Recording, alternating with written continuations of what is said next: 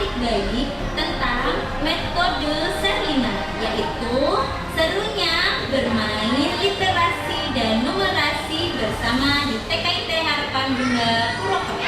Di TKIT Harapan Bunda Purwokerto, pembelajarannya tidak hanya fokus pada akademik saja, tetapi juga membentuk karakter anak yang mandiri, percaya diri, disiplin, dan juga penuh rasa ingin tahu.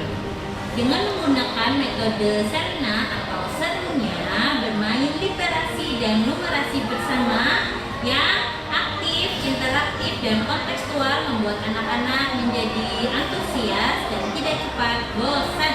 Sebelumnya, pembelajaran literasi dan numerasi di TKIT Harapan Bunda masih bersifat konvensional, yaitu membuat anak-anak cepat bosan dan tidak merasa antusias. Dengan menggunakan metode Sherlina menghilangkan miskonsepsi bahwa Calistung membaca, menulis, dan berhitung merupakan satu-satunya keberhasilan anak. Melalui pendekatan Sherlina, serunya bermain literasi dan numerasi bersama yang merupakan sebuah pendekatan mengintegrasikan pojok baca, bermain coding, warna, bentuk, dan ukuran, juga bermain angka dan juga huruf. Melalui kegiatan bermain, anak belajar sambil bermain dan membuat hati anak bergembira. Metode Sherlina sebagai strategi pembelajaran literasi dan numerasi yang integratif berdasarkan prinsip aktif, kolaboratif, dan reflektif. Penerapan metode Sherlina bukan hanya meningkatkan mutu pembelajaran, tetapi juga menegaskan peran KTK sebagai agen perubahan pendidikan. Dan di balik setiap tawa anak, ada guru yang luar biasa, KTK hebat yang membangun Indonesia kuat. Kegiatan pramembaca dan pramenulis memang tidak selalu melibatkan alat tulis dan buku, namun justru sangat dapat dikuatkan melalui penggunaan media lain yang dapat melatih kesiapan indera dan gerak motorik anak untuk membaca dan menulis di kemudian harinya.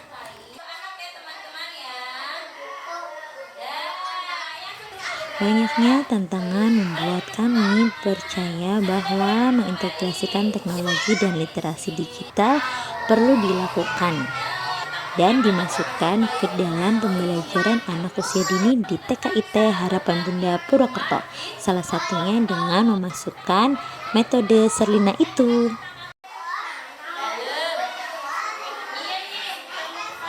Dan dalam menerapkan metode Sherlina, kami merancang beberapa kegiatan. Salah satunya adalah terus menggalakkan pojok literasi atau pojok baca. Ayo membaca dan bercerita. Sehingga setiap kelas memiliki pojok baca kecil berisi buku cerita bergambar, kartu huruf, dan yang lainnya. Guru dapat memfasilitasi anak untuk terus mengajaknya membaca gambar, dan menebak-nebak cerita. Selain itu, ada juga menggunakan permainan coding. Kami menggunakan salah satu teknologi, yaitu menggunakan AI dalam permainan edukasi, melihat permainan warna, bentuk, dan juga ukuran.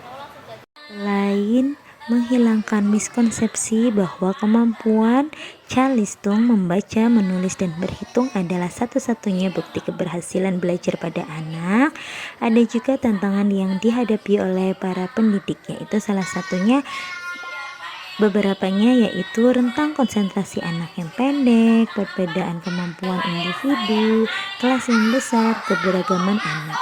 Ada juga tantangan dari guru, bagaimana guru perlu menciptakan pembelajaran yang kontekstual, mengintegrasikan teknologi dan literasi digital sederhana, juga bagaimana tantangan dari lingkungan bahwa semakin banyak lembaga-lembaga anak usia dini yang memiliki tawaran-tawaran literasi dan numerasi.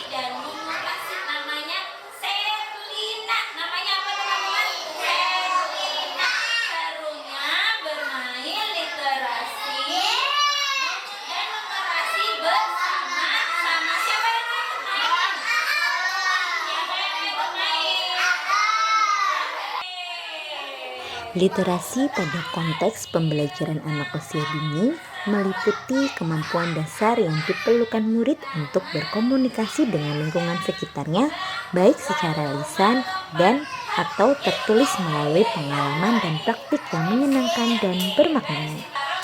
Selain itu, kemampuan numerasi juga diperlukan atau kemampuan dasar matematika juga diperlukan, merupakan salah satu kemampuan fondasional agar murid memiliki kerangka berpikir yang kritis dan mampu mengikuti materi di jenjang pendidikan selanjutnya.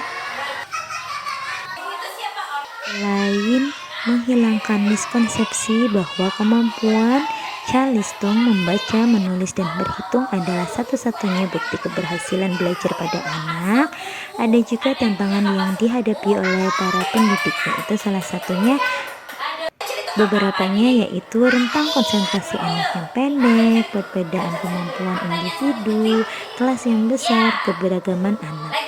Ada juga tantangan dari guru, bagaimana guru perlu menciptakan pembelajaran yang kontekstual, mengintegrasikan teknologi dan literasi digital sederhana, juga bagaimana tantangan dari lingkungan bahwa semakin banyak lembaga-lembaga anak usia dini yang memiliki tawaran-tawaran literasi dan numerasi.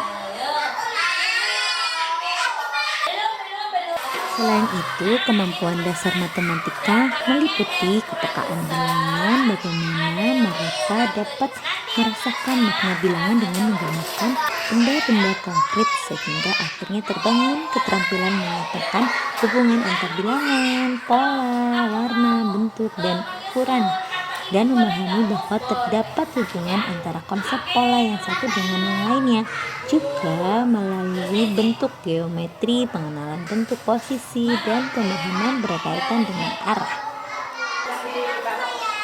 Pematangan kognitif untuk melakukan kegiatan belajar seperti dasar literasi, numerasi, serta pemahaman dasar mengenai bagaimana cara dunia bekerja, sehingga dengan menggunakan pendekatan metode Salina dapat meningkatkan kemampuan fondasi yang dibangun pada anak usia dini, sehingga bukan hanya kemampuan literasi dan numerasi saja, tetapi ada ragam kemampuan fondasi yang perlu dimiliki anak usia dini agar dapat berkembang secara utuh, antara lain kemampuan mengelola emosi, kemandirian, kemampuan mengambil keputusan, kemampuan berbahasa, dan utamanya pemaknaan terhadap belajar yang positif dan juga bermakna.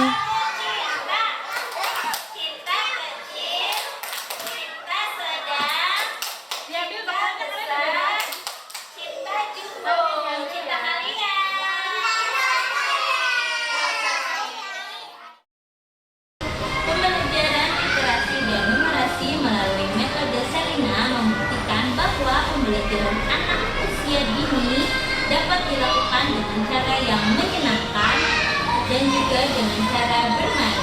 Anak-anak tidak hanya belajar untuk membaca huruf atau menghitung angka, tetapi mereka juga mengembangkan kemampuan atau keterampilan berpikir kritisnya dan juga bagaimana anak berkolaborasi bersama-sama dan juga menumbuhkan rasa empatinya, yaitu dengan dunia mereka, yaitu dunia bermain. Demikian praktik baik yang sudah kami lakukan di TKIT Harapan Bunda Purwokerto. Semoga dengan video ini dapat menginspirasi. TK hebat, Indonesia kuat. Wassalamualaikum warahmatullahi wabarakatuh.